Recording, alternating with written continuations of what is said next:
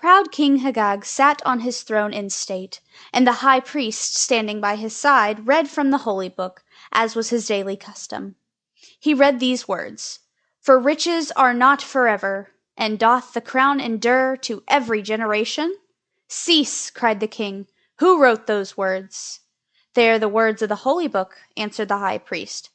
"Give me that book," commanded the king. With trembling hands, the high priest placed it before his majesty. King Hagag gazed earnestly at the words that had been read, and he frowned. Raising his hand, he tore the page from the book and threw it to the ground. "I, Hagag, am king," he said, "and all such passages that offend me shall be torn out." He flung the volume angrily from him, while the high priest and all his courtiers looked on in astonishment. "I have heard enough for today," he said. "Too long have I delayed my hunting expedition. Let the horses be got ready." He descended from the throne, stalked haughtily past the trembling figure of the high priest, and went forth to the hunt. Soon he was riding furiously across an open plain toward a forest where a wild stag had been seen. A trumpet sounded the signal that the deer had been driven from its hiding place, and the king urged his horse forward to be the first in the chase. His Majesty's steed was the swiftest in the land. Quickly it carried him out of sight of his nobles and attendants. But the deer was surprisingly fleet, and the king could not catch up with it. Coming to a river, the animal plunged in and swam across. Scrambling up the opposite bank, its antlers caught in the branch of a tree, and the king, arriving at the river, gave a cry of joy. "Now I have thee," he said, springing from his horse and divesting himself of all his clothing. He swam across with naught but a sword. As he reached the opposite bank, however, the deer freed itself from the tree and plunged into a thicket. The king, with his sword in his hand, followed quickly, but no deer he could see. Instead, he found lying on the ground beside the thicket a beautiful youth clad in deerskin.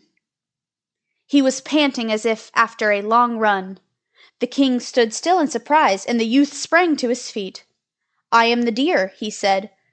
"I am a genie, and I have lured thee to this spot, proud king, to teach thee a lesson for thy words this morning." Before King Hagag could recover from his surprise, the youth ran back to the river and swam across. Quickly he dressed himself in the king's clothes and mounted the horse just as the other hunters came up. They thought the genie was King Hagag, and they halted before him. "Let us return," said the genie. "The deer has crossed the river and escaped." King Hagag from the thicket on the opposite side watched them ride away, then flung himself on the ground and wept bitterly. There he lay until a woodcutter found him. "What do you here?" asked the man. "I am King Hagag," returned the monarch. "Thou art a fool," said the woodcutter. "Thou art a lazy, good-for-naught to talk so. Come, carry my bundle of sticks, and I will give thee food and an old garment." In vain the king protested. The woodcutter only laughed the more, and at last, losing patience, he beat him and drove him away. Tired and hungry, and clad only in the rags which the woodcutter had given him, King Hagag reached the palace late at night. "I am King Hagag," he said to the guards, but roughly they bade him begone, and after spending a wretched night on the streets of the city, his Majesty, next morning, was glad to accept some bread and milk offered to him by a poor old woman who took pity on him. He stood at the street corner, not knowing what to do. Little children teased him. Others took him for a beggar and offered him money. Later in the day he saw the genie ride through the streets on his horse. All the people bowed before him and cried, "Long live the king!" "Woe is me," cried Hagag, in his wretchedness. "I am punished for my sin in scoffing at the words of the holy book." He saw that it would be useless for him to go to the palace again, and he went into the fields and tried to earn his bread as a laborer. He was not used to work, however, and but for the kindness of the very poorest, he would have died of starvation. He wandered miserably from place to place until he fell in with some blind beggars who had been deserted by their guide. Joyfully he accepted their offer to take the guide's place. Months rolled by, and one morning the royal heralds went forth and announced that good King Hagag would be giving a feast a week from that day to all the beggars in the land. From far and near came beggars in hundreds to partake of the king's bounty, and Hagag stood among them, with his blind companions in the courtyard of the palace, waiting for his majesty to appear. He knew the place well, and he hung his head and wept. His majesty will speak to each one of you who are his guests today, cried a herald. And one by one they passed into the palace and stood before the throne. When it came to Hagag's turn, he trembled so much that he had to be supported by the guards. The genie on the throne and Hagag looked long at each other.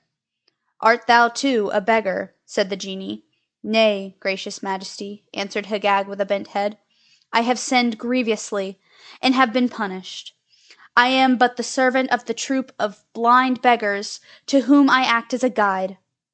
The genie king signed to his courtiers that he desired to be left alone with Hagag. Then he said, "Hagag, I know thee. I see that thou hast repented. It is well.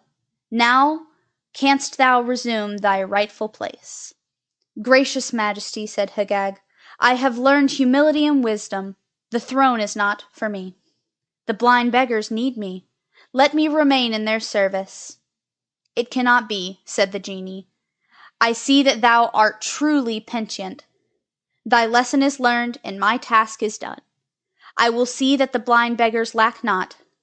With his own hands he placed the royal robes on Hagag, and himself donned those of the beggar.